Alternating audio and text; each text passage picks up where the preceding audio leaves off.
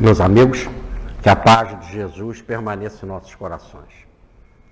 Dando prosseguimento ao nosso estudo metódico dos evangelhos, dos 4 evangelhos de Rustem, no terceiro tomo, nós encontramos então os comentários sobre a negativa de Pedro, que nos textos sinóticos nós temos Mateus capítulo 26, versículos de 69 a 75, Marcos capítulo 14, versículos de 66 a 72, e Lucas capítulo 22, versículo de 56 a 62. Vamos fazer a leitura do texto de Mateus, já apresentando algumas melhoras na tradução. Pedro, entretanto, estava sentado fora, no átrio. Uma criada se aproximou dele e disse: Tu também estavas com Jesus da Galileia. Ele, porém, o negou diante de todos, declarando: Não sei o que dizes. Saindo ele dali para o vestíbulo, uma outra criada que ouviu disse aos que lá se achavam: Este também estava com Jesus de Nazaré. Pedro o negou segunda vez, jurando: Não conheço esse homem. Pouco depois, alguns que por ali estavam se dirigiram a Pedro e lhe disseram: Certamente tu também és um daqueles, pois que o teu sotaque o indica. Ele então se pôs a proferir imprecações e a jurar que não conhecia aquele homem. Imediatamente cantou o galo. Pedro se lembrou do que Jesus lhe havia dito: Antes que o galo cante, tu me negarás 3 vezes. Saiu e chorou em alta voz. Essa passagem ela está ligada ao tema da nossa última palestra, que foi sobre Jesus quando foi preso pelas autoridades do templo. Ele foi levado para o palácio, ou para a casa, para a residência palaciana de Caifás, que era o sumo sacerdote da época. E só no outro dia de manhã cedo é que ele seria julgado pelo Sinédrio, porque, segundo as tradições judaicas e também tradições do direito romano, um julgamento só tem valor quando é feito por, no mínimo, 2 testemunhas falando sobre determinado assunto. Aqui um parênteses: mulher não servia para testemunha, tá? Nem criança. 2 testemunhas falando sobre a mesma acusação e depois com a claridade, com um dia, né? E isso estava ligado ao tema então da vez passada, já começa, mas nós não entramos direto no texto da semana passada nesse assunto, porque ia ter uma palestra específica, né, que nós vamos realizar hoje, sobre as negativas de Pedro. Mas já no texto passado a gente diz assim, já se dizia assim lá em Mateus, né? E nós lemos isso. Mateus capítulo 26, e começa no versículo 57. Mateus capítulo 26, versículo 57 em diante. Os que prenderam a Jesus o levaram à casa de Caifás, sumo sacerdote, onde se achavam reunidos os escribas e os anciãos. Pedro o acompanhou de longe até o pátio da casa do sumo sacerdote, e tendo ali entrado, sentou-se entre os servos para ver o fim de tudo aquilo. Bom, então o Pedro não deixou Jesus. A primeira informação que nós temos é que quando as autoridades do templo vieram prender Jesus, ele, junto com os outros, queriam atacar aqueles soldados. Jesus conteve eles, né? Falando de brandura. Mas Pedro tomou a iniciativa, pegou a espada e cortou a orelha direita do soldado Malco. Jesus mandou Pedro embainha o teu facão, né? A gente cisma em falar em espada porque é tão já comum isso na nossa cabeça através dos tempos, né? Mas embainha ela, porque quem pelo ferro fere, pelo ferro será ferido, né? Guarda toda esta ideia de ataque externo. Não é essa postura do meu reino, do reino que eu venho implantar. E aí ele fez desta maneira, né? Ele se deixou realmente dominar pelas forças do Cristo. E Jesus havia dito para os soldados: se é a mim que vocês estão buscando, deixa esses irem, né? E assim Jesus foi levado com a recomendação de Judas: leve-o com cuidado, leve com segurança, né? E aí Jesus é levado. E aí o que diz o texto? Que Pedro o acompanhou de longe. E aí ele vai chegar lá no portão da casa, do palácio lá de Caifás, vai entrar, vai para o pátio, do pátio ele vai para o alpendre, ou melhor, para o vestíbulo. Ele cada vez vai entrando mais dentro da casa, para ver, como diz aqui o texto, qual seria o fim daquilo tudo, o fim de tudo, de todo aquele processo. E então repare, não tem nenhuma passagem do texto que diz que ele que ele abandonou Jesus. Ele continuou. Mesmo quando o texto fala assim, e tinha de falar dessa forma, repare, tendo ele entrado, Pedro o acompanhou de longe. Olha, até esse longe precisa ser visto de uma outra forma. Eu fui estudar o pastor Russell Norman Champlin, uma das maiores autoridades em estudos bíblicos, né? E quando ele fala sobre esta passagem de Mateus capítulo 26, versículo 58, ele diz assim: Pedro o seguia de longe. Ele comenta, diz o pastor, longe. O que isso significa? Não fala de uma medida de distância, pois realmente não estava a grande distância. Ora, por quê? Se o Cristo está dentro da casa e ele acompanhou de longe, ele não está longe em termos de distância. Então, repare que o texto já fala em algo que remete à necessidade de uma interpretação em espírito e verdade. Porque ele vai ao portão, passa pelo portão, vai para o pátio e entra no alpendre. Tanto que de lá Jesus olha para ele. No final, Lucas termina, aí já é o texto de Lucas, e Jesus voltando-se olha para Pedro. Então, esse longe aí, né, como diz o Richard Bach, né, num dos seus livros, longe é um lugar que não existe. Isso depende das referências. Aí, no caso, lá mais para frente, nós vamos fazer uma análise desse longe no sentido de distância psicológica. De distância psicológica. E não longe de distância física, como tão bem comentou o pastor. Mas vamos por parte. Pedro tinha colocado a sua vida à disposição de Jesus. O seu irmão André e João eram discípulos do Batista. E o Batista apontou Jesus: eis ali o Cordeiro de Deus.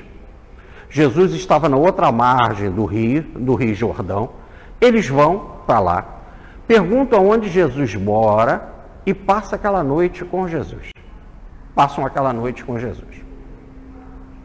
E no outro dia cedo, João vai chamar o seu irmão Tiago e André vai chamar o seu irmão Pedro. Todos eles eram sócios de uma companhia de pesca na cidade de Cafarnaum. E Pedro até pergunta, e é sempre essa forma dele impulsiva, né, emotiva, né? calorosa, amorosa, ele pergunta para André, né, quando André diz, encontramos o Cristo, e é de Nazaré, ele fala, mas pode alguma coisa boa vir de lá, de Nazaré? Nazaré é tão pequena. Cafarnaum, onde que ele residia, já era maior, era um entroncamento comercial, tinha uma guarnição de centurião, tanto que tinha um centurião, tinha uma guarnição de soldados, tinha uma coletoria de impostos, né? Levi era o coletor de impostos ali do local. Em Cafarnaum havia muitas casas de veraneio, de romanos ricos, de comerciantes também ricos, que tinham as suas casas ali de veraneio. Lembram do livro Há 2000 anos de Emanuel? Né? O senador Publius Lento foi recomendado a ele ter uma casa de campo ou de relaxamento, né? Ali para o tratamento da saúde da sua filha Flávia Lentulus. Muito bem. Do livro Há 2000 anos, da psicografia do Chico, né? Do nosso Emanuel. Mas, então, ele fala, mas pode alguma coisa boa, grande, importante, vir de uma cidade assim tão pequenininha? E, no caso, André fala para ele, vai e vede. E aí ele vai ao encontro de Jesus, e ao encontro de Jesus, Jesus já diz, Simão, filho de Jonas. Jonas é uma abreviação de João. Não é uma... Aqui no português não dá, porque parece que Jonas até é maior que João, em termos de letra, né? João tem 4 letras e Jonas 5.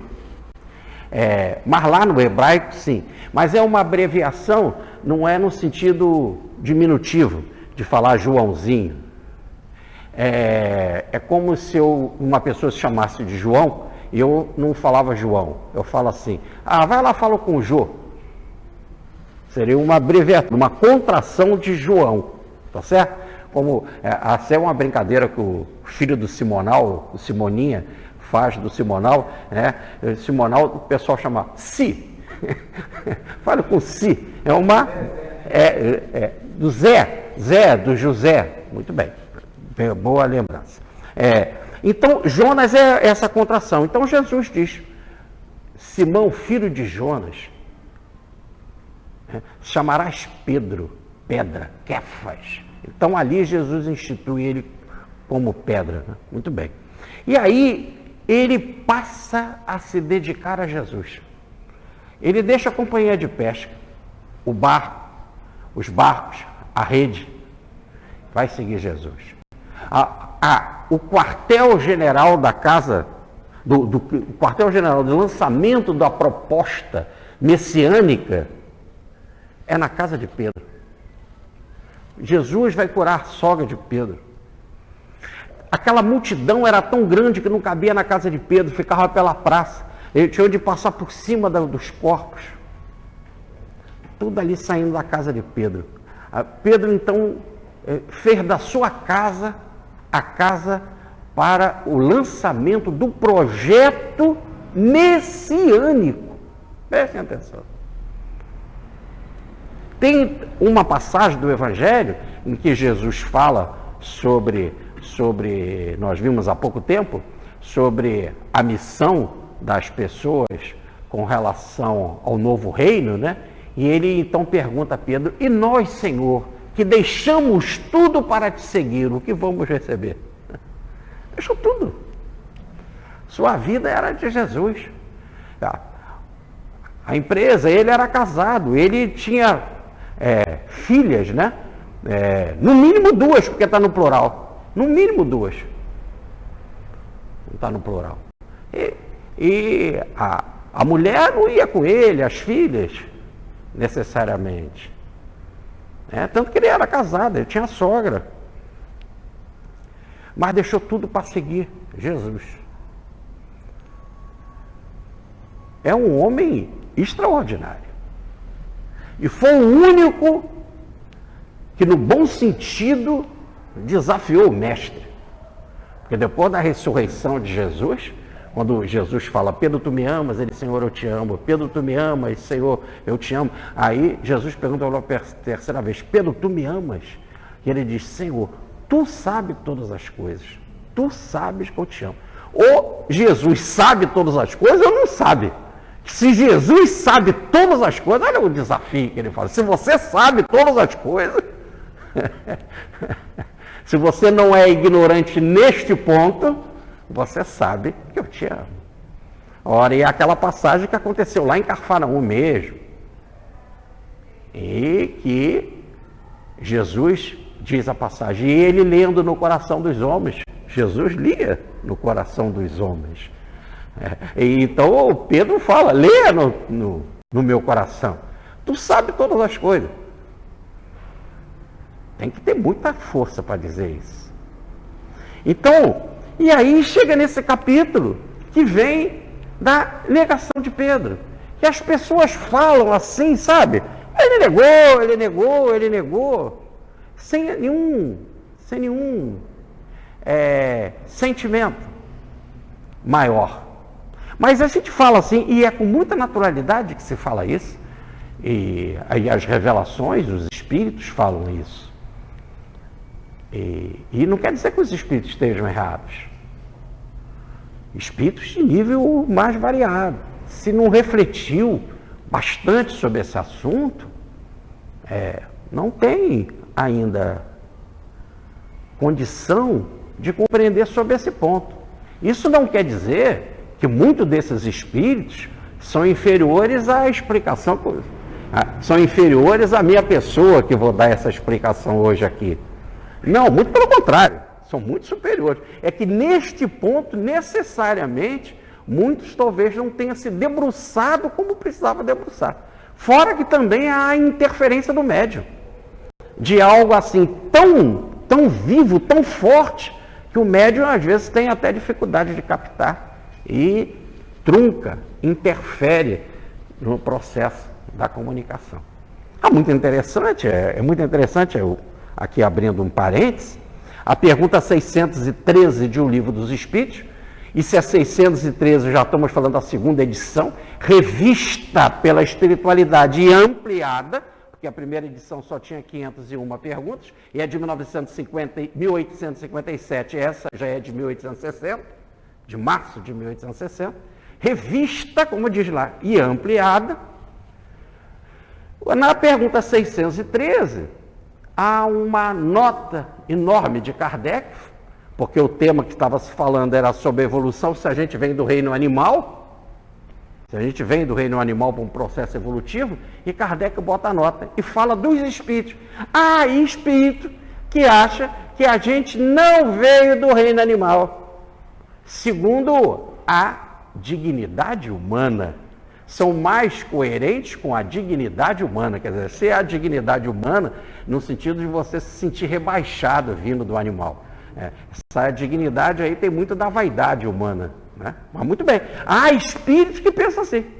E repare que há outros, continua a carreira, há outros que acham que a gente veio do animal, mas conforme, diz Kardec, há um encaixe harmonioso do progresso. Então Kardec acha até que é um encaixe harmonioso do progresso. Ora, isso nós estamos em 1860, Kardec dizendo isso. Espíritos da revelação, muitos espíritos pensam de um jeito, achando que a gente veio do animal, e outros achando que não veio. Outros achando que nós não viemos. Qual dos dois? Em termos da revelação. E é interessante que, se eu falei que é de 1860, em 61 Kardec escreve na revista, já sabendo que a gente não veio dos animais. Olha.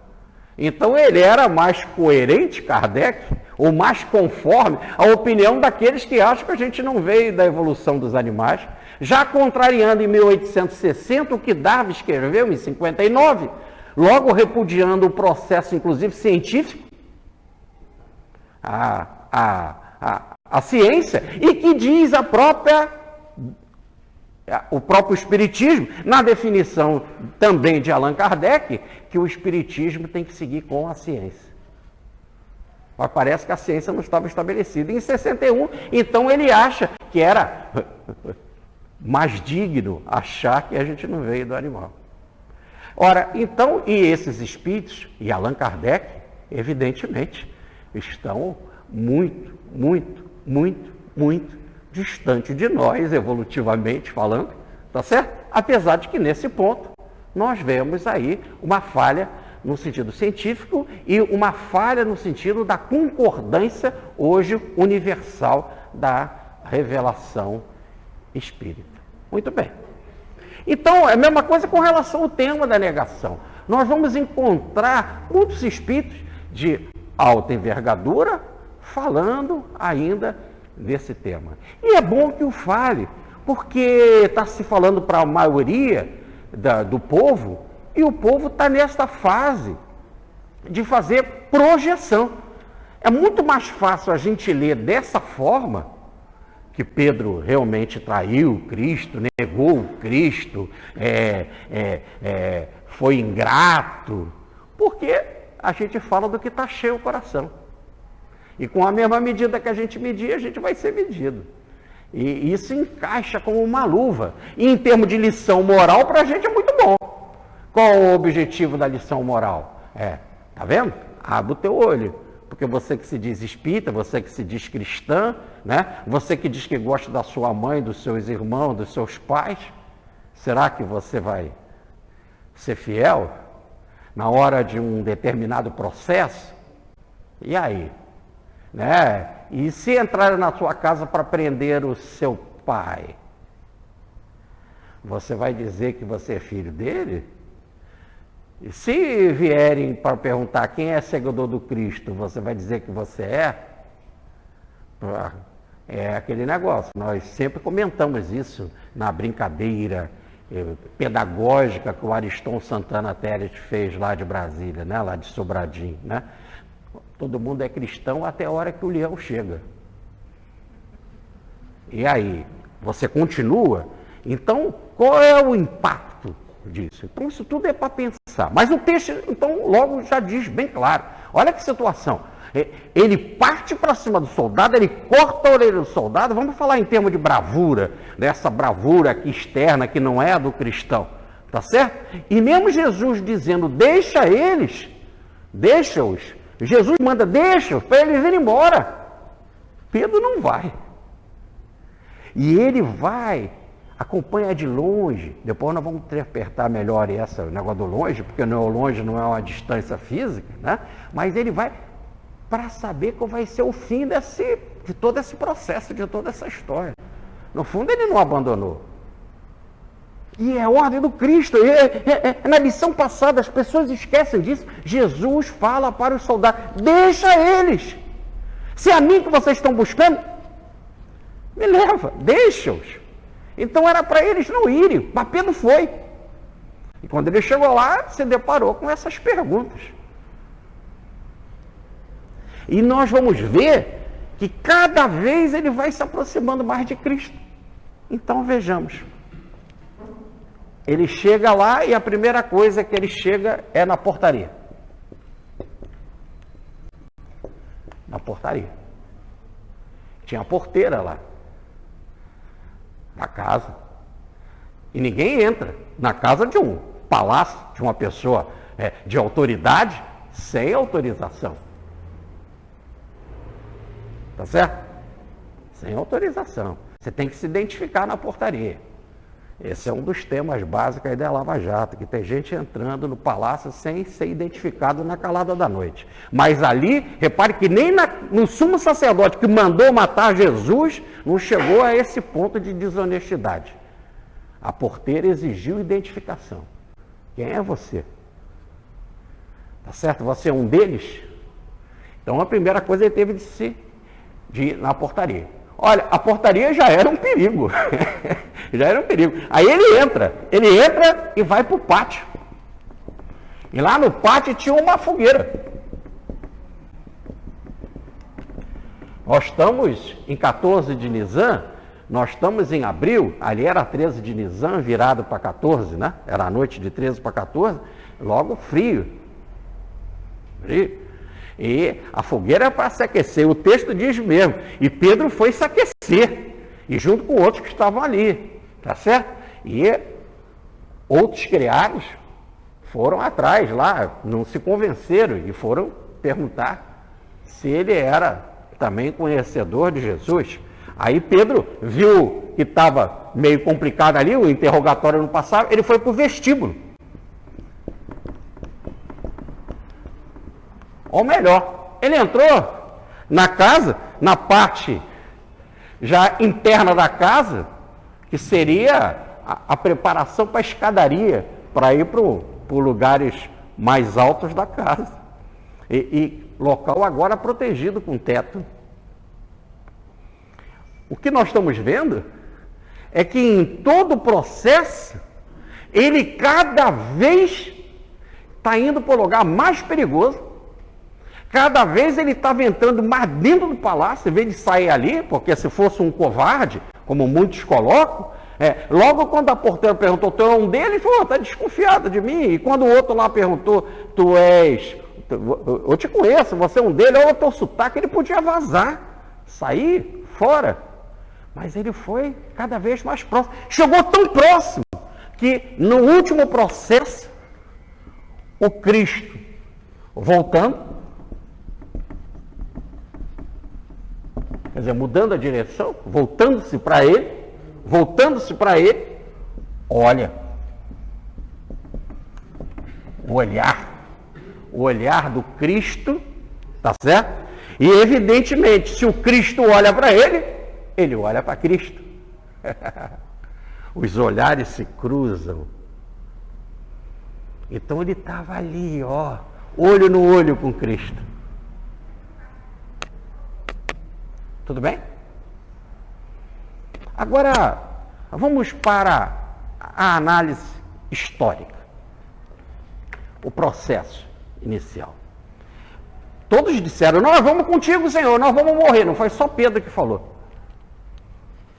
E Jesus afirma, o espírito é forte, mas a carne é fraca. O espírito está pronto. Sei que vocês teriam essa dedicação, mas não é esse o projeto. Se todos fossem ali para a cruz, não ia ter nem o texto do Evangelho para a gente ler, ué. E esse não é o processo estratégico.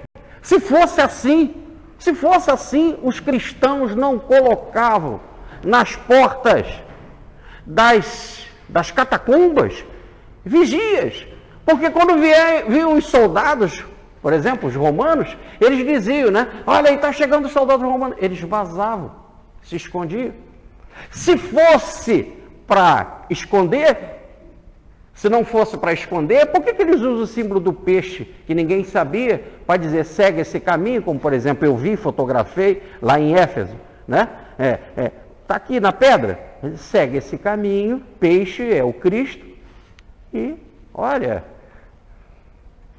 só os iniciados sabiam que o peixe era o símbolo do Cristo, só na intimidade daquele grupo. E por que eles não botavam logo no megafone, subiam lá na torre lá de Éfeso e gritavam, lá no final da rua, lá no final, nós vamos fazer uma reunião cristã, para ver se teria reunião cristã. Então é covardia também?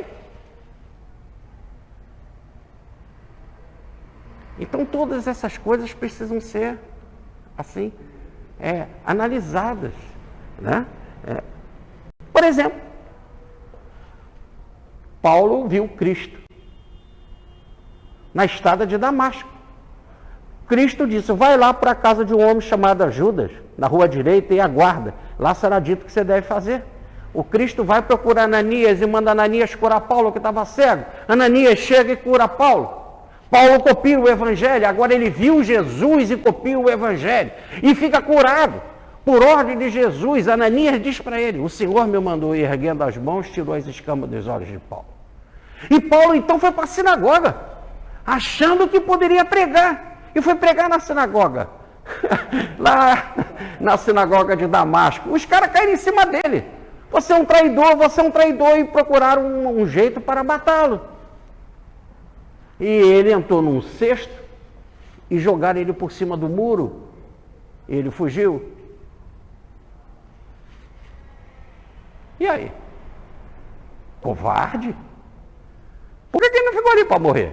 Só que nós não vamos ter as 14 cartas de Paulo, nem a história de Paulo. Porque isso foi logo, ele ainda não tinha nem, os discípulos, os apóstolos ainda nem sabiam que ele havia se convertido, ele ainda não tinha nem chegado a Jerusalém para contar para Pedro e para os outros. Terminava a história logo ali. Então ele fugiu, não sei, é covarde. Ele também negou Jesus. A gente tem que ler a história, sabe, com coerência.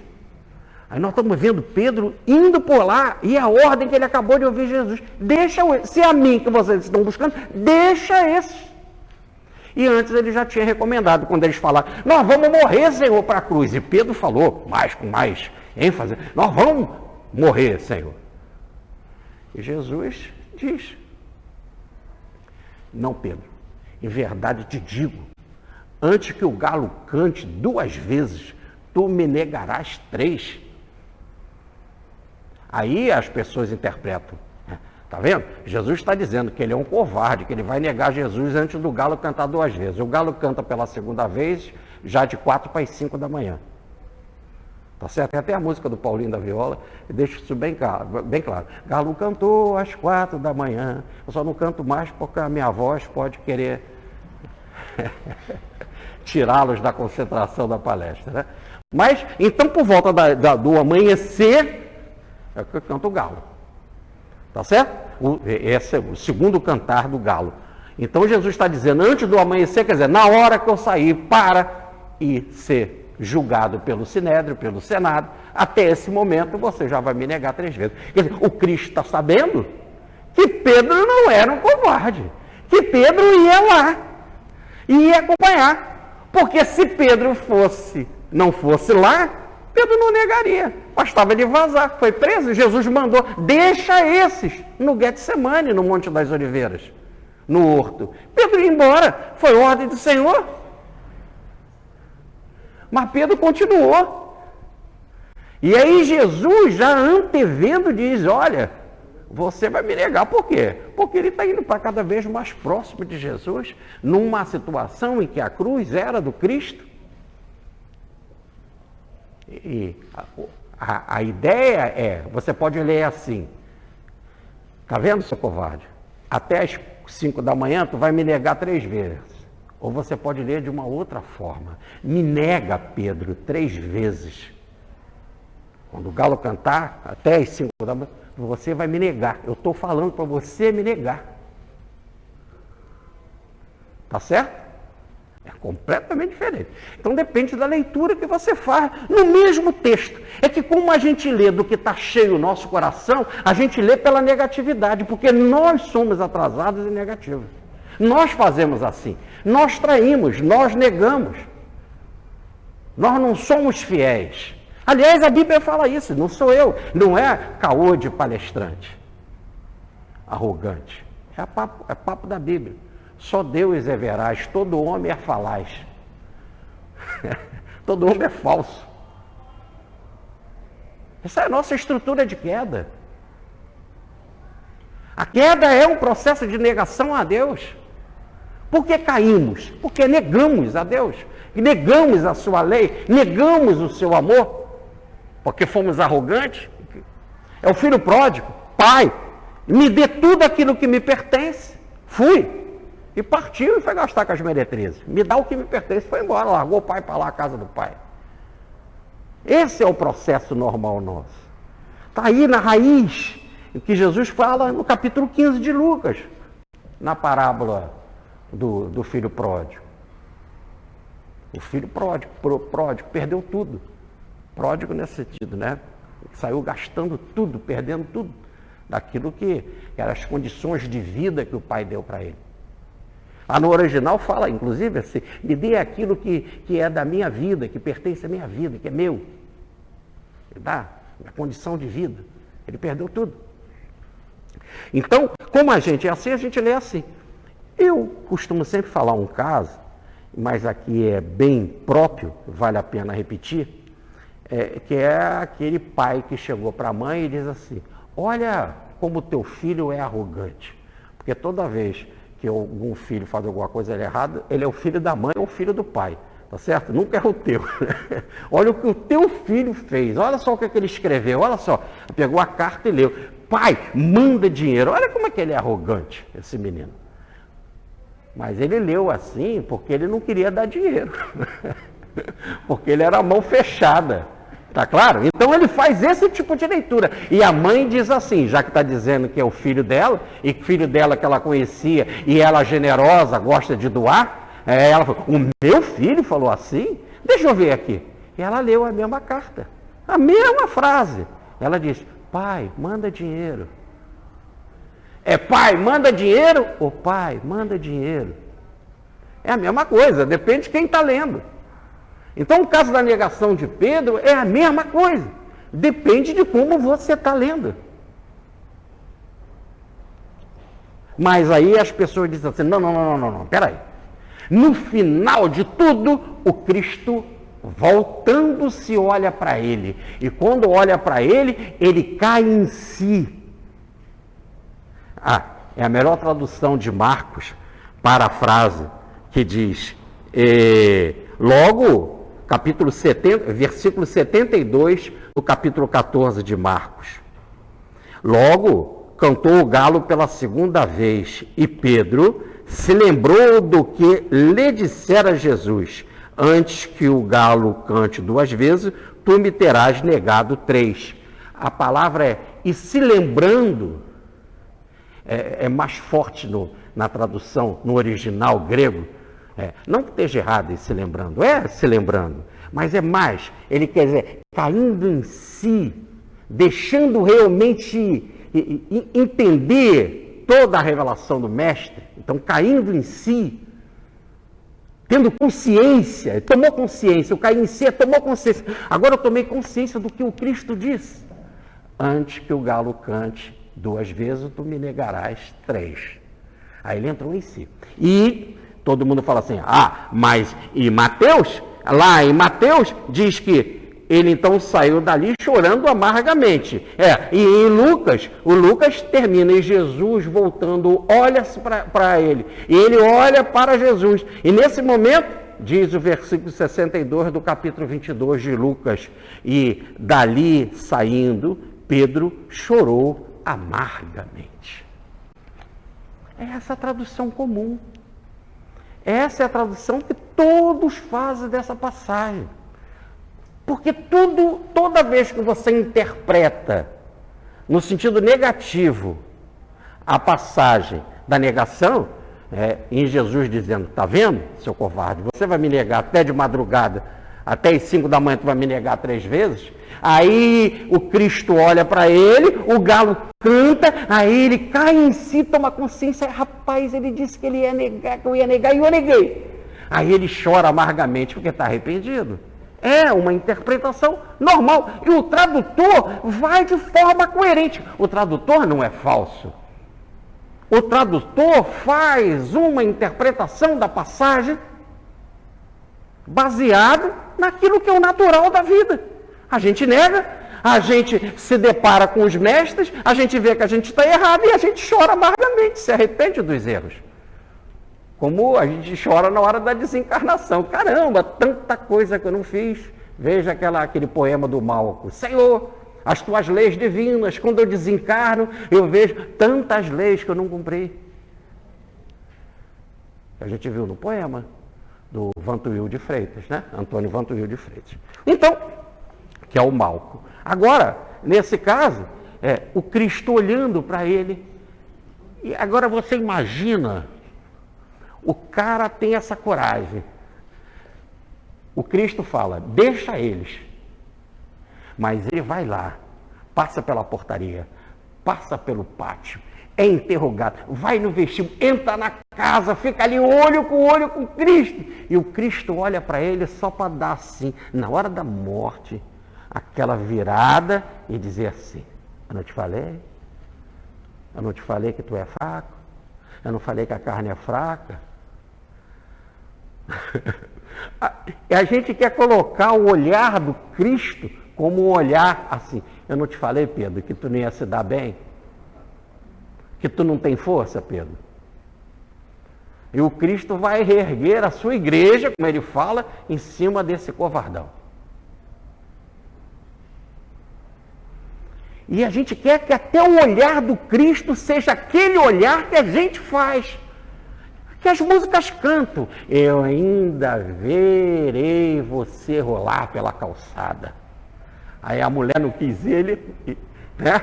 A mulher não quis ele, ou o homem não quis ela, e aí vem a frase maldita, eu ainda vou te ver rolar pela calçada. Aí a pessoa está ali na calçada, né? Caída, passando fome, ou bêbada, ou drogada, ou na miséria, não é isso? Aí você passa e dá aquele olhar, e fala assim, eu não falei. Pode ser música de gente ainda muito atrasada. Vocês vão ver. Quando a Regina estiver estudando aqui o capítulo da música do livro Nosso Lar, que o André Luiz fala que muitos que ainda estão nesse tipo de música não entram no Palácio da Música, porque está com música muito profana. Não entra lá, porque ainda não é a música que interpreta as altas esferas. E não quero dizer que elas não sejam bonitas, que não sejam poesias e que já é uma abertura de sensibilidade.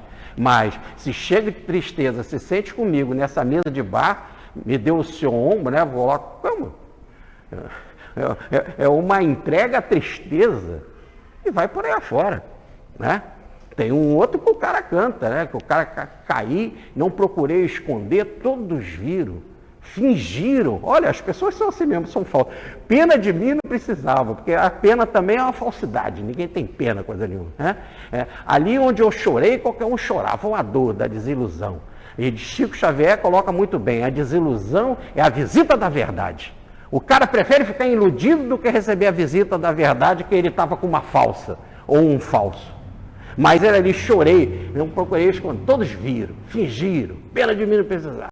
Ali onde eu chorei, todo mundo chorava. Dar a volta por cima que eu dei, quero ver que eu dava. E como é que ele deu a volta por cima? Levantei, não quero que mulher me dê a mão. Homem de moral não quer que a mulher dê a mão. É muito atraso. É muito atraso. E então Maria chega ali diante dessa criatura, ele, não Maria, vaza. Eu não quero a sua ajuda, você é mulher, Maria. Vaza, né? O homem de moral não fica no chão, nem quer que mulher venha lhe dar a mão. Reconhece a queda e não desanima. Levanta, sacode a poeira, dá a volta por cima, entrando em outra ilusão. Porque ele vai procurar uma outra. Da mesma forma, para cair mais uma vez. Mas, evidentemente, são poetas maravilhosos. Aqui não vai nenhum desmerecimento a esses grandes poetas, né? Que retratam a nossa evolução, o nosso nível. É isso.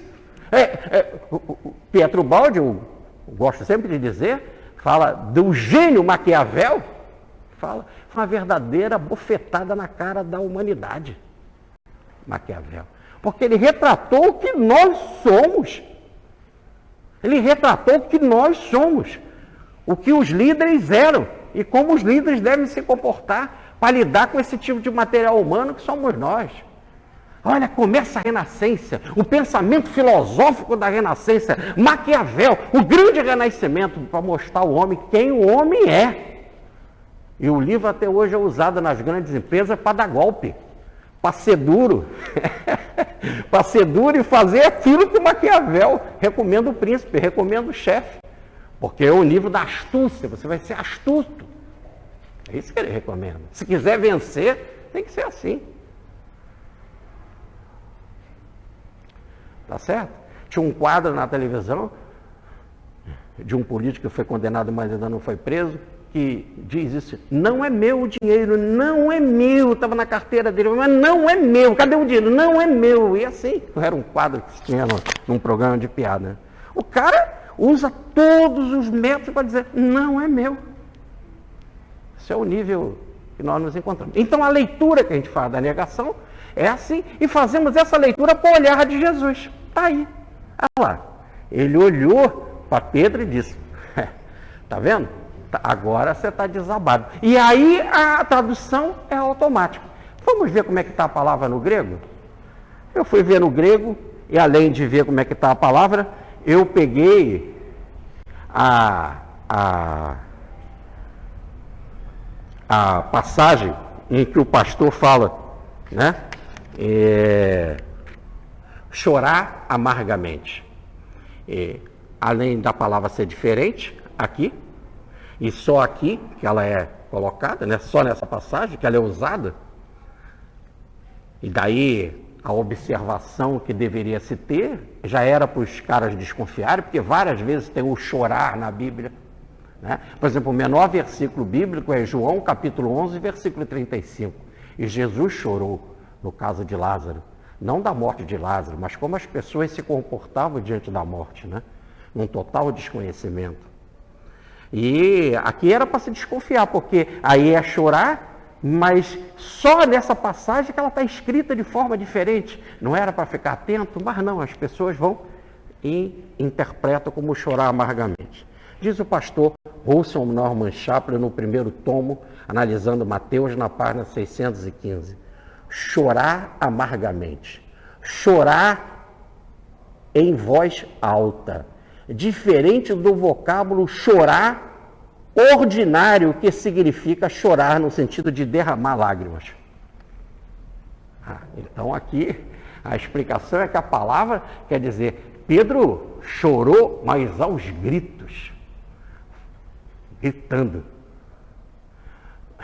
E evidentemente as pessoas chegam. Esse então é um grito total de desespero, é um desespero tal, então a tradução passa a ser essa. Qual? Ele chorou, não foi derramando lágrimas, mas gritando. Vamos então traduzir, chorou amargamente. E bota a palavra amarga, que tem a ver o amargo com fel, com coisa ruim, completamente diferente de doce. Você olha para o Cristo e chora amargamente. Cristo olha para você e você chora amargamente. Então é um processo de arrependimento imenso. Mas o texto é que ele chorou aos gritos. E em que sentido? Vamos para o lado histórico. Ele foi ali para saber qual era o fim daquilo tudo. Acabamos de ler a passagem. E ele cada vez ficava mais perto. Passou pela portaria, depois nós vamos entrar aí em detalhes como é que isso se deu. Passou pela portaria, foi para o pátio, foi lá para a fogueira se aquecer, foi mais uma vez interrogado, foi para o vestíbulo, ou melhor, para o alpendre, foi para dentro da casa, do palácio, e aí ele se depara com os olhos do Cristo. E o dia amanhece, o galo canta pela segunda vez, o dia começa. Se o dia começa, pode ter julgamento. Aí passam com Jesus. É que Jesus então olha para ele. Jesus está indo para o julgamento. E ele vê que agora ele não pode fazer nada. Ele foi ali para ver qual era o fim daquilo tudo. Agora eu não tenho mais força no sentido histórico. Agora eu não posso fazer mais nada. Antes eu tentei pegar um facão, partir para cima. O meu grupo disse, vamos atacar esses caras. Eu cortei a orelha do Malco. Tanto que ele lá dentro, quando ele estava ali na fogueira, um daqueles da guarda chegou ali, era parente do Malco, disse, eu te conheço, tu cortou a orelha do meu parente, do Malco, você é um deles. A situação estava nesse clima. E agora ele vê que ele não pode fazer mais nada.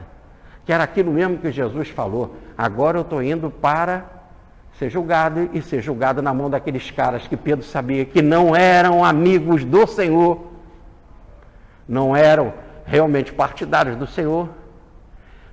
Ele já sabia, pelo conhecimento de vida, pela sua experiência, qual seria o fim, e pelas próprias palavras de Jesus, crucificação. Ele sabia muito bem como era a crucificação, porque todo dia acontecia a crucificação. Tanto que automaticamente, junto com Jesus, foram mais 2 ladrões. Sempre tinha crucificação. Ele era comum. O cadáver ficava lá pendurado para ser comido pelos bichos. Ali no caso só não ficou porque era Páscoa. E eles não queriam que depois das 18 horas um corpo ficasse pendurado no madeiro, porque a lei proibia. Então, ele viu que não podia fazer mais nada. E aí, aquele choro que ele sai dali, mas naquele choro de grito, de não tem mais nada que eu possa fazer. Essa é a realidade dura e fria. Tá certo? É um cara lutando aí pelos direitos, por exemplo, populares, né? Direito do povo, um direito trabalhista, um direito social. E aí você luta aí, mas é tanta gente indo contra e daqui a pouco aprovam leis contrárias à vontade do povo. Aí ele vê que não pode fazer mais nada, né? Perdi nesse sentido. Eu não posso fazer mais nada, eu não consigo mais mudar essa lei. Passou. Aí ele entra em tristeza, né? Nessa dor, nesse grito de dor. E aí termina, gente. A história é só essa. E no fundo ele faz aquilo que Jesus manda. O que é? Vamos lá, vamos acompanhar. Inicialmente, quando ele chega na portaria não está aqui nos textos dos sinóticos, está em João. Ele chega na portaria, vai entrar, e ele quer entrar e não pode entrar. Ele tem que ser identificado. E quando ele foi identificado, a mulher pergunta: tu és também um deles? Lá na portaria, a passagem no portão, João faz então um gesto com a cabeça para a porteira, porque diz a passagem que ele era conhecido do sumo sacerdote. Não que ele fosse necessariamente, primeiro vamos guardar a informação histórica, não que ele fosse conhecido no sentido de ter intimidade com Caifás. O lado simbólico é uma outra coisa, né? Ele era conhecido do sumo sacerdote. Depois a gente vê isso. Mas pelo lado histórico do Caifás, ele não necessariamente, mas diz o texto, ele era conhecido do sumo sacerdote. Não é isso. É que ele era conhecido do sumo sacerdote, é uma forma rápida de dizer, ele é conhecido da casa. Da casa, conhecido porque entrava constantemente na casa para entregar mercadoria. Nós temos um companheiro aqui do Hortifruti, que acabou de desencarnar, que entregava as coisas, as mercadorias lá em casa, né? Então ele já chegava lá, a gente compra no Hortifruti, vai lá entregar, e o Cacá, já o porteiro, ele já era conhecido da casa, né? Já do porteiro. O porteiro abria, já sabia da rotina, e o Cacá ia lá entregar a mercadoria. Não é isso? Cacá desencarnou. Coisa de um mês, mais ou menos. E aí foi um outro entregar, e o porteiro interfonou. Sr. Jorge, chegou aqui o Hortifruti, pode subir? Tá certo? Então, o conhecido da casa não é conhecido nesse sentido. Pode ter entradas, saídas e tal. Pronto. Então, uma pessoa que chega na sua casa, está lá sempre fazendo uma obra, um reparo. Por exemplo, lá na casa lá de Petrópolis, não tem uma pessoa, o Julinho, que está sempre mexendo em coisas elétricas. Toda vez que a gente precisa, coisa elétrica, o Julinho vai lá. Então, o Julinho chega, abre a casa.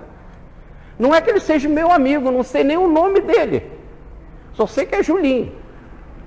Tá certo? Não tem intimidade, assim, nesse sentido. Mas ele entra na casa, vai lá, conserta, entra, sobe no outro andar, mexe nas coisas, lá que tem que fazer da eletricidade, pronto. Então é conhecido nesse sentido.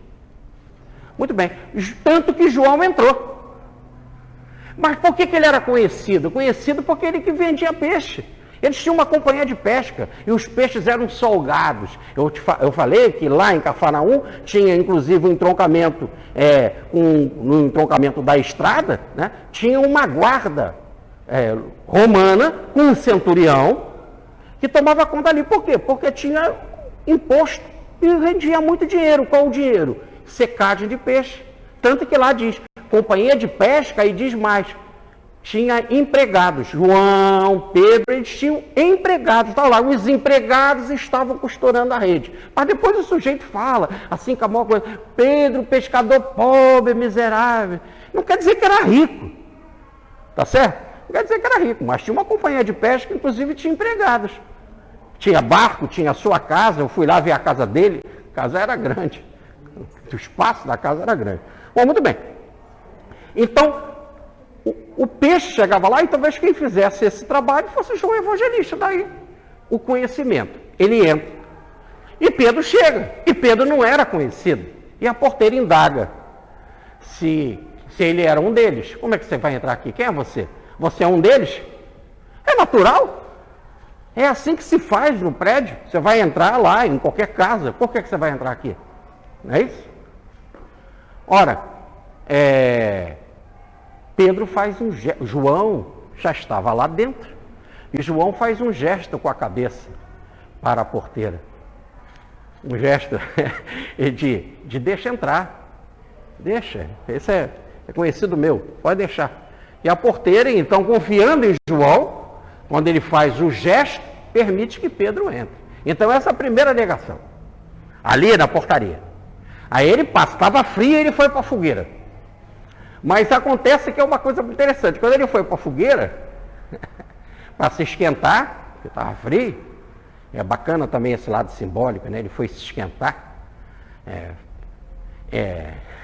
Ele diz lá, Marcos, vamos pegar aqui, Marcos não, é Lucas, no capítulo 23, versículo 55, e Mateus, no capítulo 26, versículo 69, que ele chegou lá e ficou sentado na fogueira para se esquentar.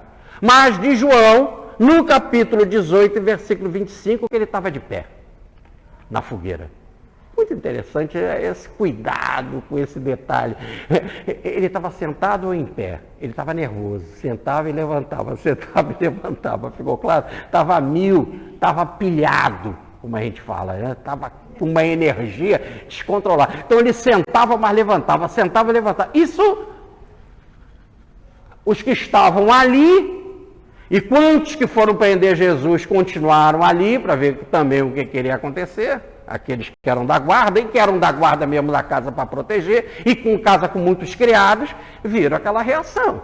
Então, nessa segunda passagem, aí é a seguinte, uma criada veio e diz assim, isso agora lá no pátio, tu estava com Jesus da Galileia? Tu estava com Jesus da Galileia? E Pedro responde, não sei o que tu dizes. Por enquanto que ele se aquecia ali na fogueira. E ali mesmo, naquela fogueira, estavam os soldados. Entre os soldados, um amigo do mal. Soldado não é bem soldado, já falei, né? São seguranças lá do palácio e do templo, né? Aqueles seguranças, então, que estavam ali também se aquecendo na fogueira, diz assim, na mesma hora que ela fala isso, que a serva fala isso, né? És um daqueles... uma outra criada diz, né? Tu também estava com Jesus de Nazaré. E Pedro diz, não conheço esse homem. Não conheço. Então, na primeira negação, lá no pátio, né? Não sei o que tu dizes. Tu estavas com Jesus da Galileia? Eu não sei o que tu dizes. Continua a indagação de uma outra criada. Este também estava com Jesus. Tu és um dele? Tu estava com Jesus da Galileia? E uma outra criada fala ao mesmo tempo, tu também estava com Jesus de Nazaré?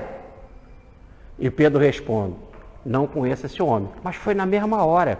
Foram várias pessoas ao mesmo tempo perguntando a mesma coisa. Aí ele viu que a situação estava quente demais.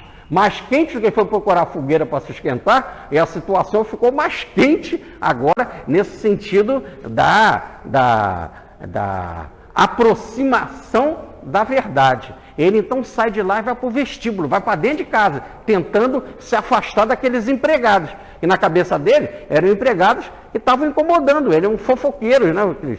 Aqueles criados, aqueles empregados. E aí, ele indo para o vestíbulo, agora para dentro de casa, a passagem então os soldados e outros servos que estavam ali disseram, és também daqueles, tu também é um deles, pois tua fala, o teu sotaque indica. Pedro respondeu, jurando, não conheço aquele homem. E diz a passagem, isso aconteceu 1 hora depois do caso da fogueira.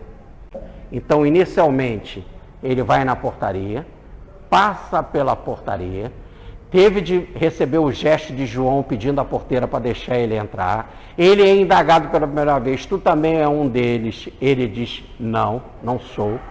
Bom, aí ele vai para a fogueira se esquentar, vem outros empregados e outros soldados, inclusive o parente de Malco. Você também é um deles? É um deles. Eu não conheço esse homem, tá certo? E vai para o terceiro caso. Agora, também outros soldados, ele agora dentro da casa, pergunta, o teu sotaque,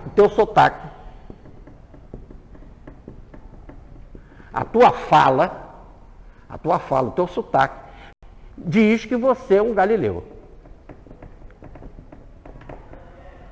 É quase como se prendesse lá o Lampião, vamos supor se a polícia mete a mão no Lampião, e o Zé Grosso vai lá. Tá certo? Aí pelo sotaque deles nordestino, tu também é um dele, é o teu sotaque. Tá certo? Então pelo sotaque do nordestino. Lá na Galiléia eles falavam um aramaico muito mais misturado, porque eles estavam cercados de gentios. Por isso que os da Judéia desprezavam os da Galiléia. Por quê? Porque a Galiléia ficava fazendo fronteira com os povos gentios. Logo havia muita mistura. E eles desprezavam os gentios, são as gentalhas. Não é isso? E acabava tendo uma mudança de voz acentuada. Dizem que a palavra vinho, lã, ovelha e asno, né? Eles falavam em brincadeira, nós nunca sabemos o que ele está falando. Se é um asno para montar, se é uma ovelha para comer, se é um vinho para tomar, porque a palavra é igual e então fazia uma confusão tremenda. Isso era uma piadinha que os judeus usavam lá na época, para desmerecerem os galileus. Então o sotaque de Pedro denunciou. E ele diz, não, eu não sou. Eu não sou. Agora, eu não conheço esse homem. E é aí então que Jesus olha para ele. Mas nesse exato momento em que Jesus então vai olhar para ele, diz a passagem, isso aconteceu 1 hora depois. Então vamos ver a estratégia dele. Ele chega na portaria, consegue passar com o gesto de João de cabeça, com a cabeça. Ele consegue passar pela portaria, nega Jesus. Vai para a fogueira, continua negando Jesus. No senta, levanta, ele é identificado, né? Vem a agitação dele, tá? E aí ele vai para o vestíbulo, passa 1 hora, olha, ele ficou dentro da casa, no local extremamente perigoso, já tinha passado 1 hora, ele ali para acompanhar Jesus. E o que acontece? Como ali na fogueira ele ficou em pé e sentado, mostrando essa agitação emotiva lá no vestíbulo, ele não calou a boca. Não ficou com a boca fechada. E quando ele abriu a boca, entregou o sotaque. Mostrando, realmente, quando você está agitado, você não cala a boca. A necessidade de controlar a respiração, daí dizer as revelações, respira, pensa direitinho o que você vai falar. E ele não calou a boca. E aí pela voz ele foi reconhecido. A tua voz é semelhante a dele, a tua fala é semelhante a dele, o teu sotaque é semelhante a ele, então tu é um dele. E ele vai dizer, então, nessa terceira vez, né? E jurando então que agora a situação era brava, ele estava dentro da casa e jurando, ele diz, não conheço esse homem. Aí o galo canta pela segunda vez. Quando o galo canta pela segunda vez, aí ele tem a consciência. Ele falou isso, que eu vou negar 3 vezes, e aí está o caso da portaria, o caso da fogueira, o caso do alpendre, do vestíbulo, tá certo? Antes do galo cantar 2 vezes, antes de ser de manhã. Necessariamente o galo não cantou. Necessariamente não se tem prova que o galo cantou. O galo canta às 5 da manhã também, tá certo? Mas necessariamente não. É apenas o nome daquele horário. Tá certo? O nome daquele horário é o horário, qual horário? É o horário do cantar do galo. Qual? É o das 4 e pouco, 5 da manhã. Tudo bem? Então, não tem nada a ver fisicamente com o cantar do galo. Tá certo? Se aquele galo naquele dia virou uma canja, ele não cantou. Tá certo? E então, é apenas aquele horário que é conhecido por essa expressão, o cantar do galo. Quer dizer, quando chegou às 5 da manhã, vamos fazer uma releitura. Quando chegou às 5 da manhã, tá certo? Ele, então, 5 da manhã, o sol começa a aparecer, a luz do dia, aí ele fez esse raciocínio. Bem que Jesus falou. Ele acertou perfeitamente, porque podia ser 4, 5, 7 vezes negar. E ele querendo ficar ali até o fim, ele negaria 6, 7, 8, quantos necessário. Aliás, se contar em detalhes, porque foram muitos interrogatórios, somente ali na fogueira ao mesmo tempo, que se resume para uma negativa só, mas há autores que falam que ele negou 7 vezes, por causa dessas perguntas no mesmo momento. Mas essa é a ideia. E ele negaria quanto fosse necessário. Ele apenas interpretou corretamente, o 3 de Jesus e os 5 da manhã. Será 3 vezes até as 5 da manhã. Podia ser 4 vezes ou 2, mas ali o acerto que fez ele entrar em si e mostrar, nossa, até nisso ele é profeta e me dá força, porque ele estava precisando de força, porque ele já estava em desespero. Aí o Senhor passa e olha para ele, e aí ele vê que não pode fazer mais nada, porque o Senhor está indo para ser julgado. E o olhar do Senhor, como é amor, é o olhar de provação. Amigo, estou vendo que tu é meu amigo, que tu ficou aí, né, perto, querendo saber sobre mim, querendo ver se pode fazer alguma coisa. Então é um olhar de bênção, um olhar de amizade, não é um olhar de recriminação. Nós não podemos botar isso em Jesus. É um olhar de bênção, de é isso mesmo. Então você interpretou bem, olha, eu falei que essa profecia sirva para te dar força e coragem. Acertei nos números, 3 e 2.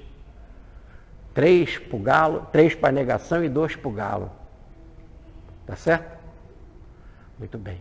E aí Jesus vai ser julgado, mas isso aí é a história que nós vamos ver na próxima vez. Mas aí falando aqui da negação, vamos ver agora o lado espiritual da coisa.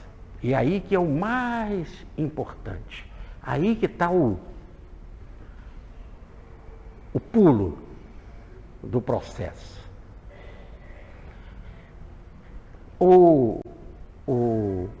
Por enquanto que a gente faz aqui algumas reflexões, eu vou pedir o Rogério, por gentileza, para apagar o quadro para a gente, e eu queria falar algumas coisas com vocês. Vamos fazer uma retrospectiva. Reparem que Jesus está lá no Getsemane, esperando Judas, como havia combinado. E ele fala, né, a hora está chegando. Muito bem. E ele vai orar e pede para os apóstolos, a Pedro, João e Tiago, que estavam mais próximos, orem. É uma hora importante. Orem comigo. E aí Jesus vai à distância de um arremesso de pedra, volta e eles estão dormindo.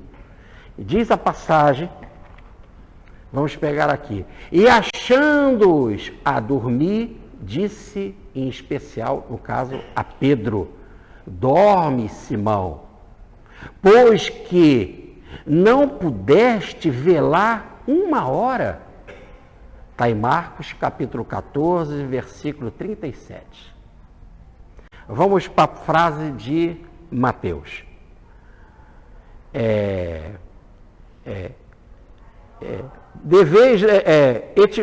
Não tivestes, pois que não tivestes força de ficar acordado comigo 1 hora. Porque eles dormiam e estavam com sono pesado. Isso está em Mateus, no capítulo 26, versículo 40. Nós já estudamos isso há um tempo atrás. Agora, me chama a atenção é que Pedro, chegando lá na casa, no palácio do sumo sacerdote, ele entra e senta.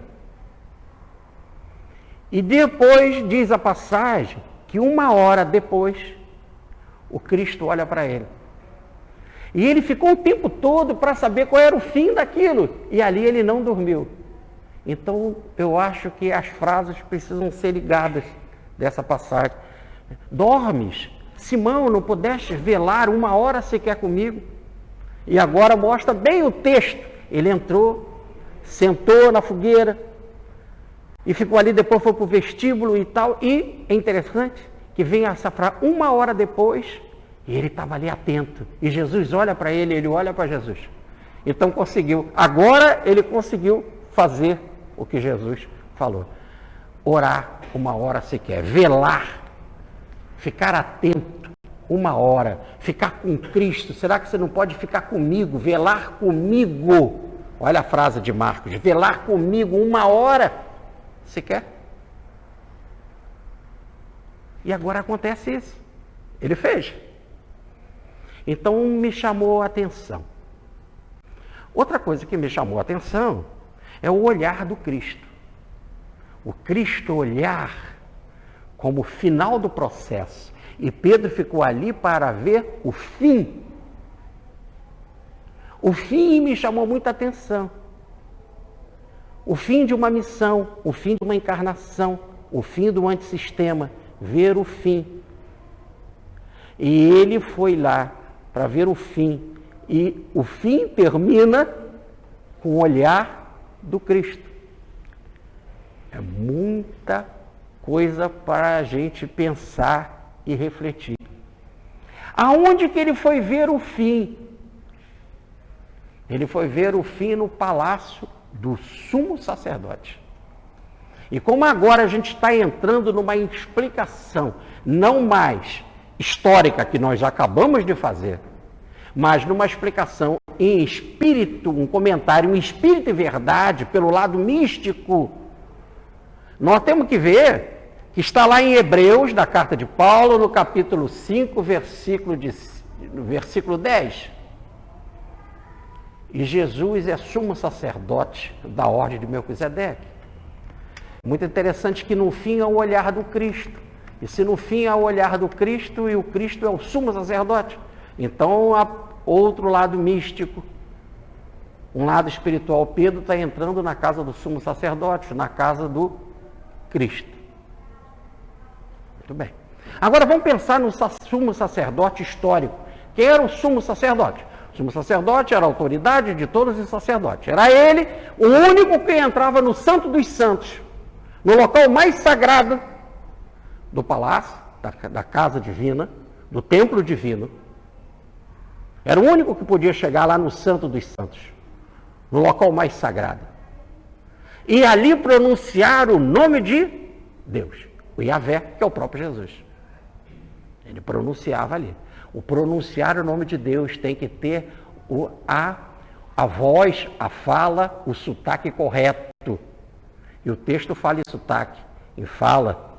A fala, tu és um deles, a tua fala é semelhante. E é muito interessante que a fala, o sotaque, só o sumo sacerdote conhecia. Não pronunciar o seu nome em vão. Não sabia se pronunciar o nome de Jeová. Jeová é uma corruptela, porque botaram uma porção de vogal, quando no original, no hebraico, não tem vogal. Por isso que é um nome impronunciável. Só o sumo sacerdote o fazia 1 vez por ano no local mais sagrado. Depois do apendre.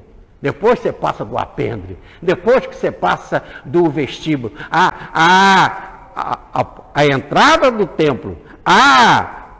O átrio do templo. O pátio do templo. Tá certo? Onde até as mulheres ficavam. E depois há o vestíbulo, o local mais secreto. E é a partir dali que o sumo sacerdote faz no sotaque, na fala, o pronunciar do nome sagrado, do nome divino.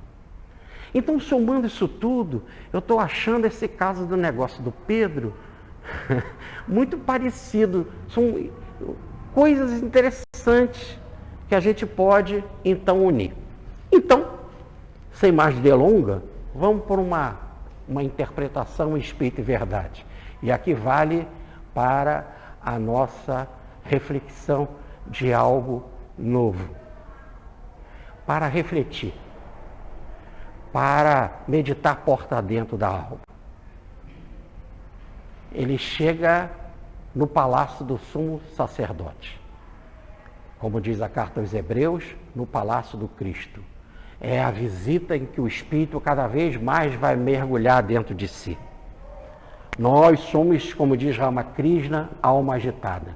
Temos muitos pensamentos, emoções agitados. E começa o mergulho dentro de nós mesmos.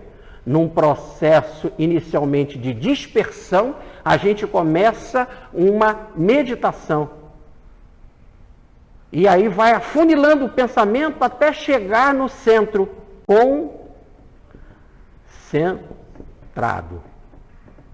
concentrado, com o centro, centrado, lá no eu verdadeiro, no eu sou, o nome de Yahvé.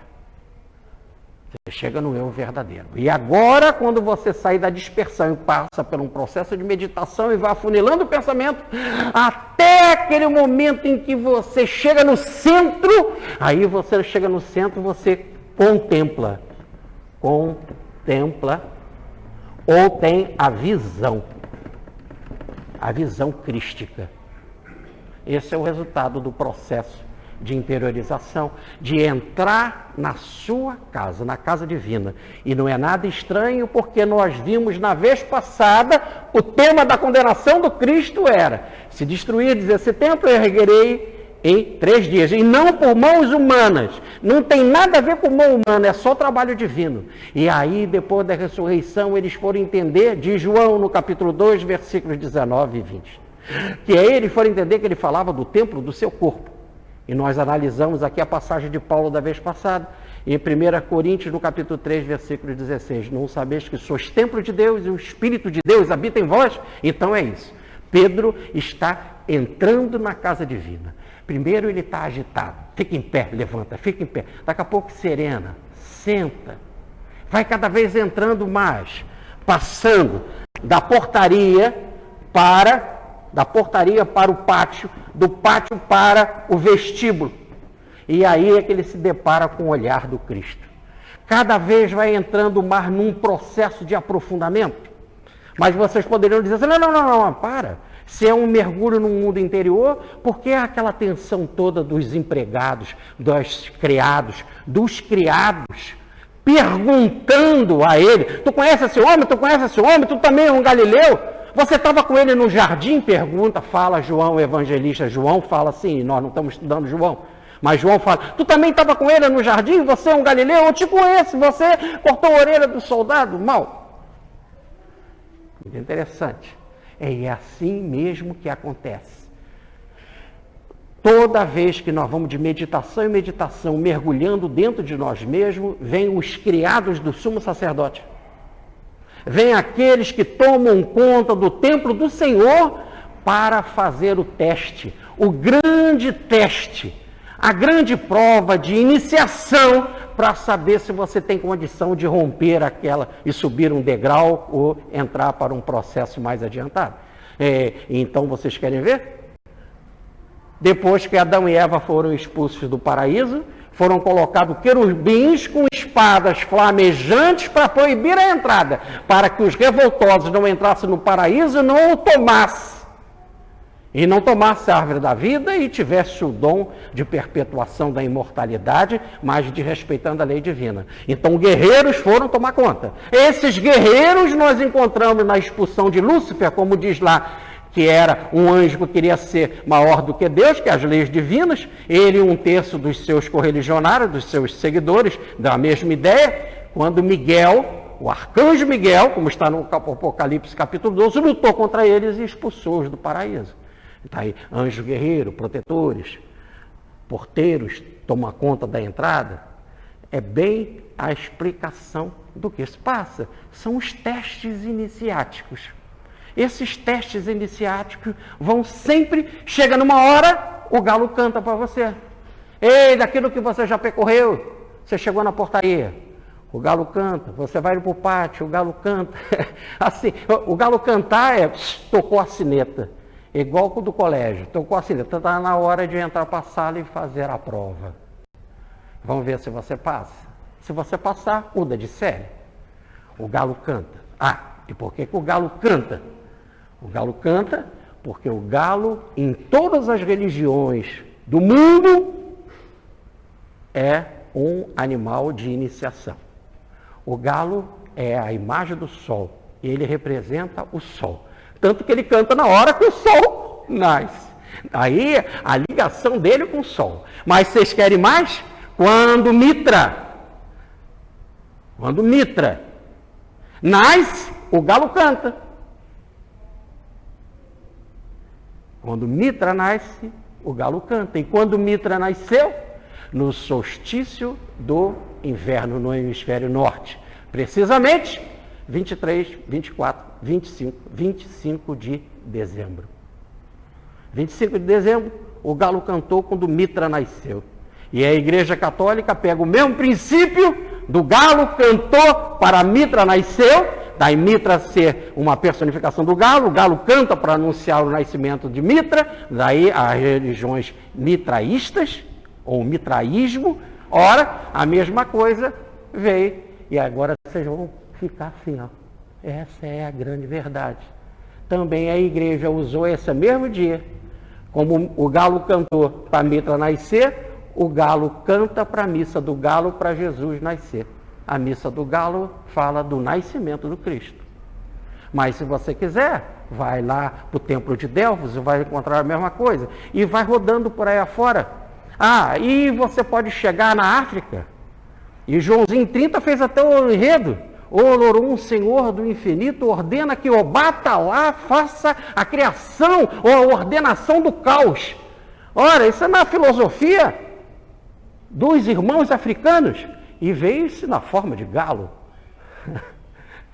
E se vocês vão mais ainda, vão para a maçonaria. Ou na maçonaria é o símbolo do galo, porque é quando o irmão passa de um nível para outro, em que ele deixa de ser profano e passa a ser iniciado. Quando ele morre para a profanidade e renasce ou se transforma para ser um iniciado, um irmão maçom. Aí é a imagem do galo. Então o galo é a ideia do renascimento. E cada fase da nossa vida em que a gente vai vencendo determinadas etapas e vamos cada vez nos aproximando mais de Cristo, que era o caso dele. Ele estava na portaria, da portaria ele foi para o pátio, do pátio ele foi para o vestíbulo, aí ele olhou Cristo. Nesse processo de aproximação de Cristo, e diz o texto, ele estava longe de Cristo, e nós vimos com o pastor, mas ele não estava longe, estava bem perto do Cristo. Daí o pastor achar que essa palavra não tem nada a ver com distância. Só que ele interpreta negativo. Tem a ver com uma distância, porque ele estava longe do Cristo espiritualmente, porque ele traiu Jesus, negou Jesus e tal. Não foi nada disso. Ele negou, mas não renegou. O renegar é que é negativo. Ele cada vez ficou mais próximo. Então, ele estava longe, psicologicamente. Quem está num processo de sair da dispersão para a meditação, para passar um processo de contemplação e ter a visão do Cristo, isso não se faz do dia para o outro. O processo evolutivo de interiorização é gradativo. Leia o livro Ascese Mística de Petrobaldi, ele chega a colocar uma figura mostrando todas as etapas do processo de aproximação, de unificação com Cristo. Para chegar a esse processo de unidade e poder dizer como Jesus, eu e o Pai somos um, eu estou no Pai, o Pai está em mim. Então, esse processo gradativo é que psicologicamente você está longe.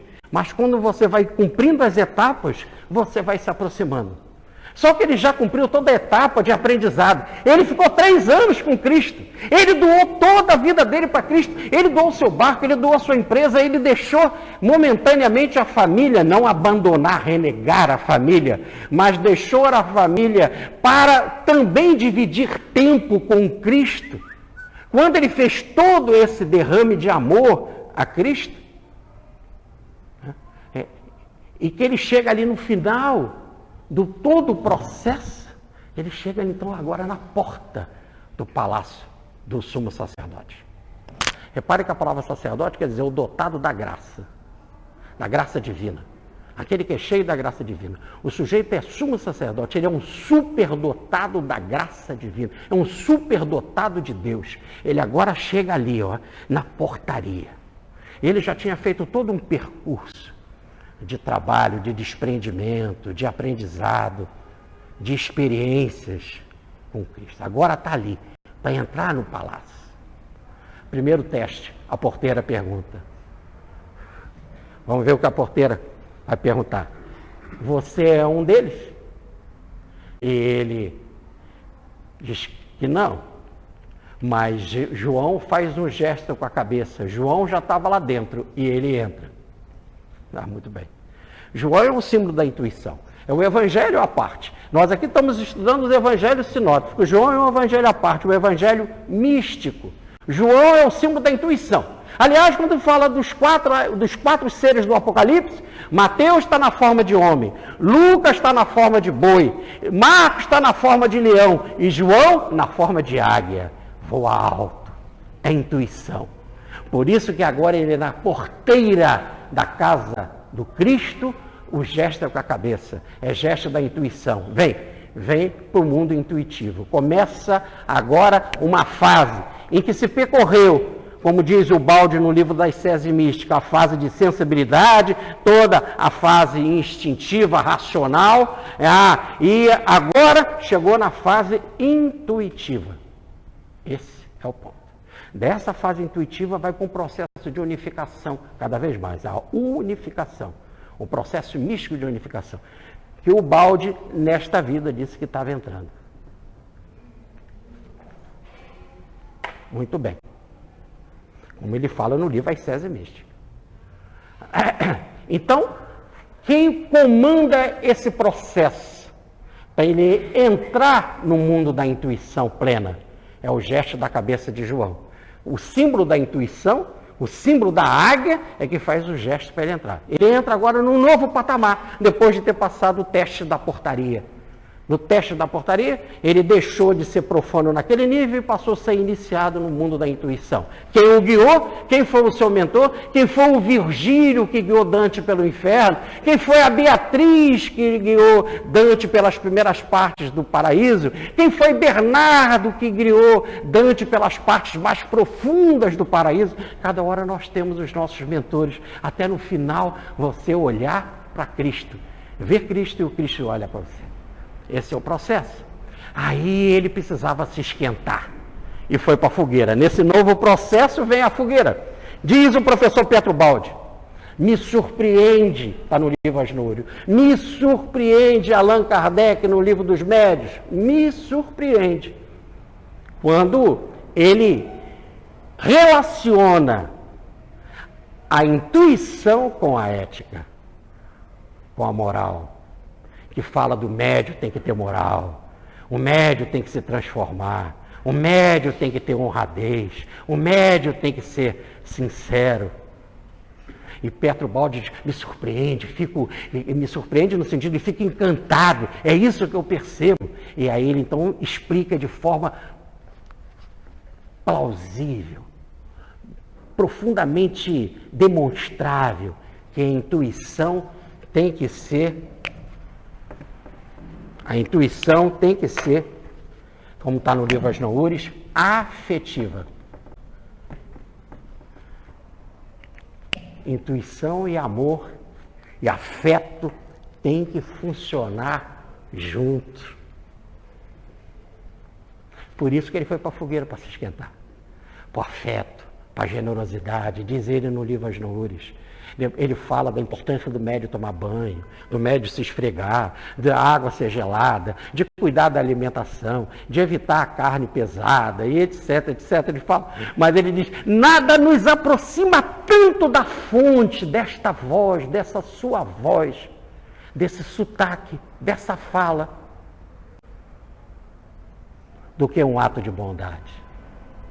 Aí ele fala também da música, você tem o seu quarto arrumado por ele, ninguém entrava, tá tudo vibrado, a música que me ajuda, a música orquestrada, mas nada aproxima tanto quanto um ato de bondade. Por isso o afeto, aí a imagem extraordinária, quando ele chega nesse novo nível, ele vai para a fogueira para se esquentar. Tem que ter afeto, bondade, desperta o balde. Pouco conhecem de mim em saber que eu não quero ficar nesta mediunidade de dizer, estou vendo um espírito ali, um espírito aqui, não. A minha bondade, eu quero ir nos hospitais. Só em chegando lá, numa simples visita, eu curo os doentes, porque eu tenho essa mediunidade de bondade, de me derramar sobre as almas que sofrem, que estão angustiadas, etc. Isso está no livro Fragmentos de Pensamento e Paixão. O balde coloca. Mas vamos nesse processo. Vem então o novo teste. E aí está preparado na intuição, você já pode passar para um outro nível. Já pode sair do pátio, sair da portaria para ir para o pátio, do pátio para ir para o vestíbulo. Já pode subir um novo conceito, um novo passo. Então ele vai para lá. E lá no pátio diz assim, e já havia passado 1 hora. E antes ele dormia. E o Cristo acordou ele. E diz, não pode desvelar, Simão, tu não pode desvelar 1 hora sequer comigo. Não tem força para ficar 1 hora sequer comigo. Teresa d'Ávila não conseguia. Teresa d'Ávila tinha esses encontros crísticos e voltava. E quando ela voltava, ela dizia, é uma noite escura. É de João de Deus, é uma noite, São João da Cruz, é uma noite sem estrelas, de trevas. Não ter força para ficar lá. Não ter força para ficar lá. Naquele fato. Você não pode ficar. Agora ele foi. Agora ele foi e ficou. Daí, aí a passagem te dá o mote, te dá a oportunidade. 1 hora depois, ele estava ali atento. 1 hora depois, aí o Cristo olhou para ele. Mas o que acontece nesse momento em que ele estava indo agora para a nova fase, que é a fase, como diz o balde, mística unitária. Quando ele está agora que vai ter a visão crística. Para ir para essa fase tem que passar também pelo teste. Vem os nossos irmãos, então, preparados. Cada um é preparado de um nível, cada um é especializado, como tem o primário, como tem o ginasial, como tem ensino médio, hoje não tem mais nada disso. Que são aqueles que estão preparados para níveis diferentes, para fazer testes diferentes. E agora vem o teste, é o do sotaque. O teste é o do sotaque. Você também é um deles, porque você é Galileu. Ele diz, não sou, eu não conheço esse homem, eu não sou Galileu, não sou, eu não conheço. Diz João, você também estava no jardim? Não estava. Mas por que não estava? Porque é isso mesmo, o homem crístico, o eu sou, esse homem, o eu divino, ele não conhece, ele não mentiu, ele foi profundamente verdadeiro. Aqui não tem mentira, só tem verdade. Tu conheces Jesus? Não conheço, no sentido do eu divino, não conheço. Ainda não entrei nesse mundo, não conheço.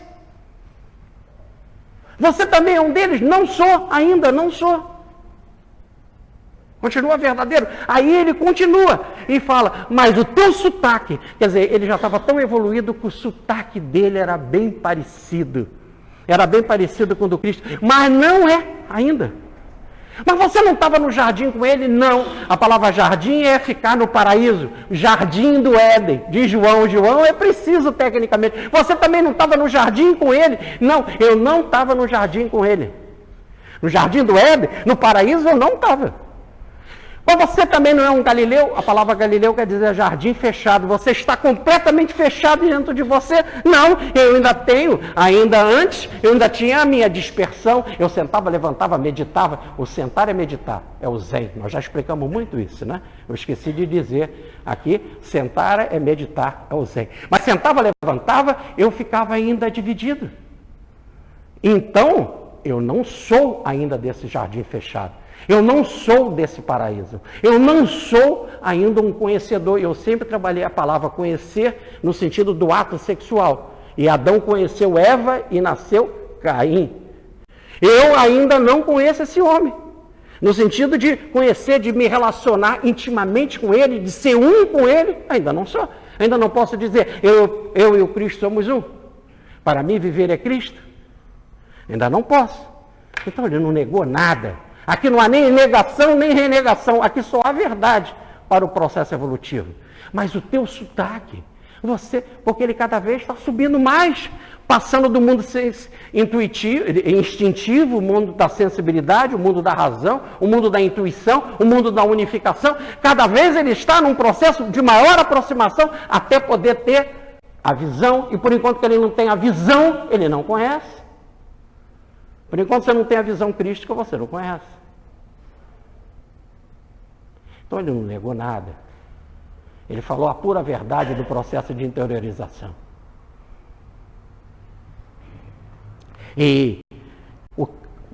Mas como ele já estava cada vez muito mais próximo, o teste era esse, mas o teu sotaque.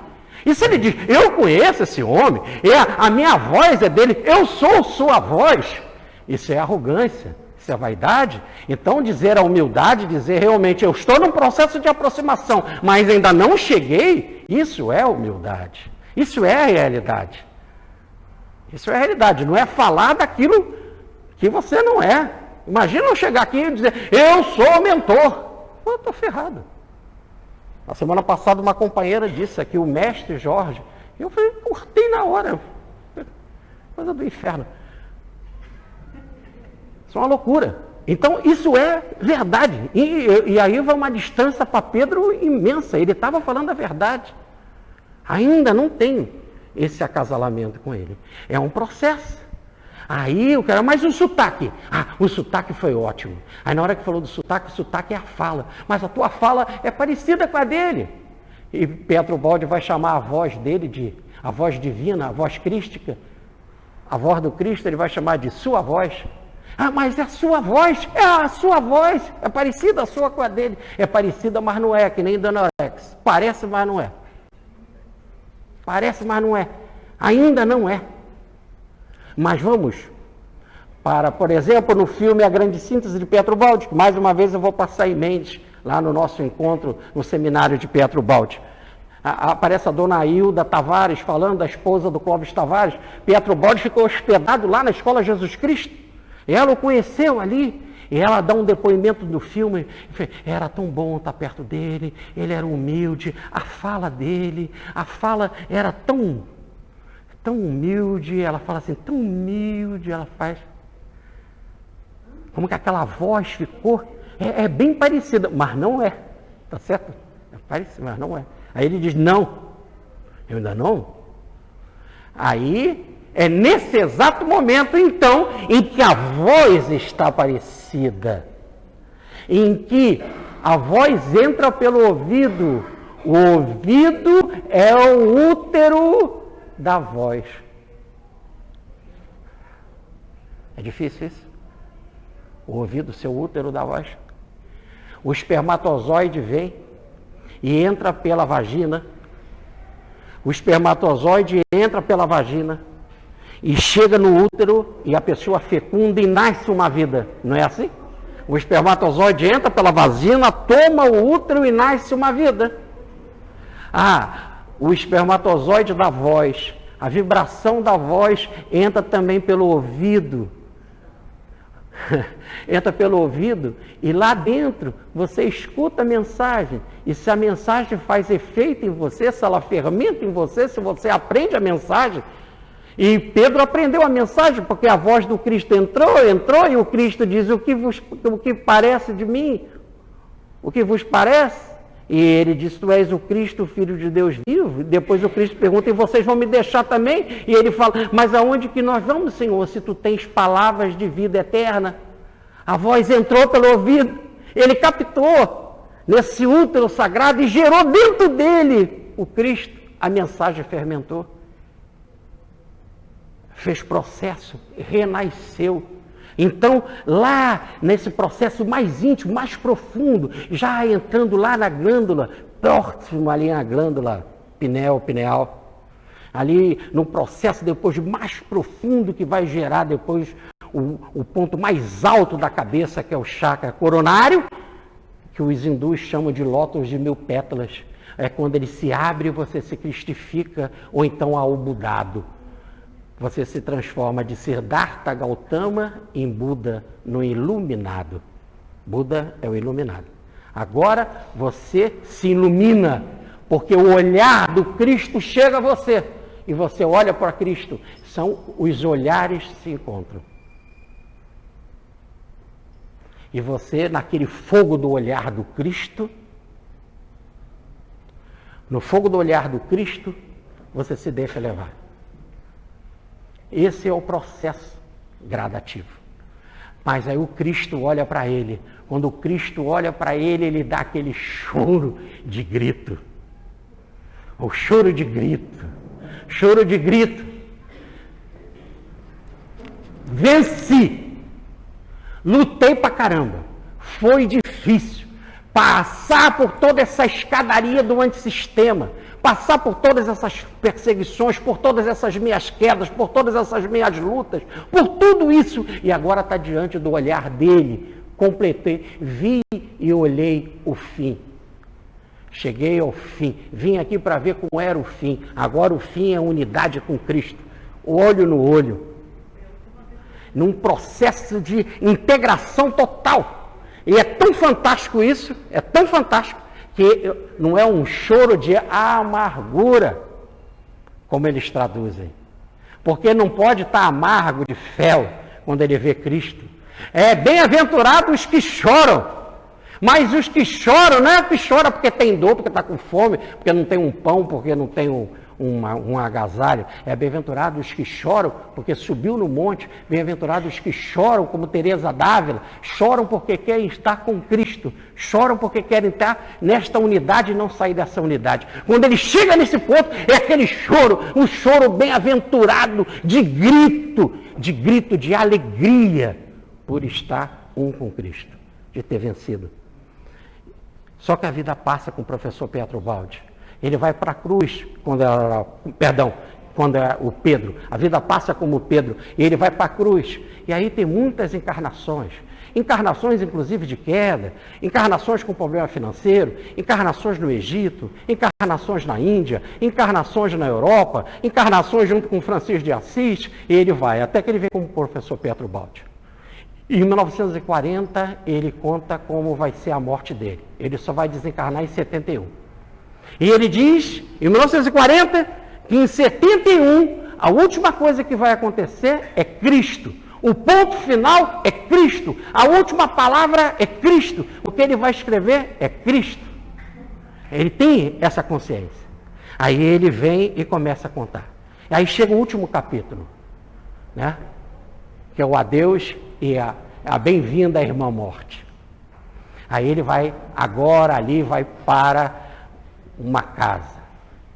Ele se aquece, ele ora, ele faz o Pai Nosso. E aí começa ele a sair do corpo, começa o processo da morte. E aí Cristo aparece para ele. E ele chama esse Cristo aparecer para ele de, olha que interessante, o Cristo aparece para ele, ele chama coluna de fogo.